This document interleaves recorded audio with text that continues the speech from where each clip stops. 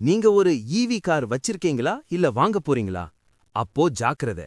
நீங்க பண்ற இந்த 5 சின்ன தவறுகள் உங்க காரோட விலை உயர்ந்த பேட்டரிய சீக்கிரமே குப்பைக்கு கொண்டு போயிரும்.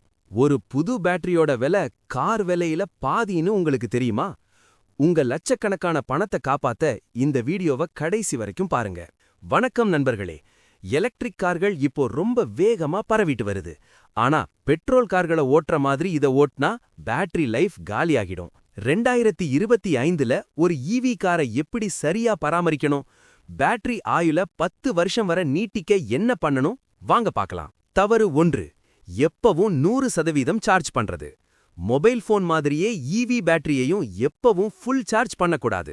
அதே மாதிரி 10%க்கு கீழேயும் விடக்கூடாது. 20%ல இருந்து 80% வரைக்கும் மெயின்டைன் பண்றது தான் உங்க பேட்டரிக்கு ஆரோக்கியம்.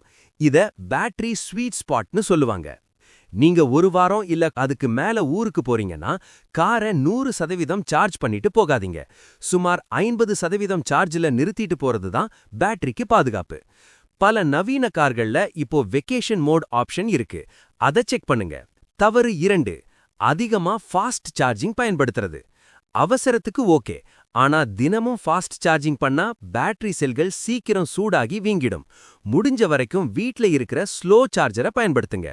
ஃபாஸ்ட் சார்ஜிங் பண்ணி முடிச்ச உடனே காரை எடுத்துட்டு வேகமா போகாதீங்க. சார்ஜ் ஆகும்போது பேட்டரி சூடா இருக்கும். உடனே ஓட்டும்போது அது இன்னும் சூடாகும். ஒரு 5-10 நிமிஷம் பேட்டரி கூலாக டைம் கொடுங்க. தவறு 3. வெயில்ல காரை நிறுத்துறது. பேட்டரியோட பெரிய எதிரி வெப்பம்.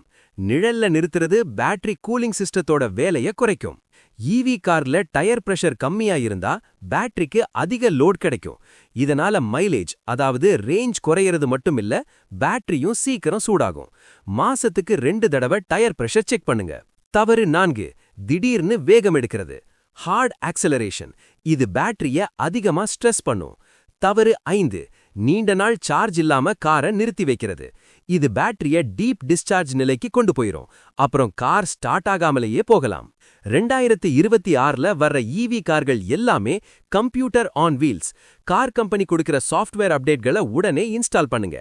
இது பேட்டரி மேனேஜ்மெண்ட் சிஸ்டத்தை இன்னும் சிறப்பாக்கி பேட்டரி லைஃபை அதிகப்படுத்தும். முடிஞ்ச வரைக்கும் ரீஜெனரேட்டிவ் பிரேக்கிங்க அதிகமா பயன்படுத்துங்க. இது பேட்டரிக்கு ஃப்ரீயா சார்ஜ் ஏத்துறது மட்டும் இல்ல, பிரேக் பேடுகளோட தேய்மானத்தையும் குறைக்கும். ஆனா மழைக்காலங்கள்ல அல்லது வழுக்கலான ரோடுகள்ல இத கவனமா கையாளுங்க. இந்த 5 விஷயங்களை ஃபாலோ பண்ணா உங்க ஈவி பேட்டரி பல வருஷத்துக்கு புதுசு மாதிரியே இருக்கும்.